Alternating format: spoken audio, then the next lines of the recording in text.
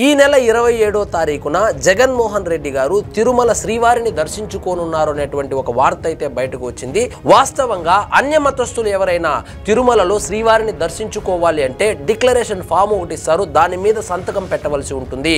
మొన్నటికి మొన్న ఆంధ్రప్రదేశ్ ఉప ముఖ్యమంత్రి గారైనటువంటి పవన్ కళ్యాణ్ గారి సతీమణి గారు డిక్లరేషన్ మీద సంతకం పెట్టి ఆమె దర్శనానికి వెళ్ళారు. ఎంత స్థాయి వాళ్ళైనా అన్య మతస్థులై ఉంటే వాళ్ళు ఖచ్చితంగా డిక్లరేషన్ మీద సంతకము పెట్టి మాత్రమే శ్రీవారిని దర్శించుకోవాలని చెప్పి టీటీడీలో నియమ నిబంధనలు ఉంటే దానిని ఎప్పుడూ జగన్మోహన్ రెడ్డి గారు పాటించినటువంటి చరిత్రే లేదు.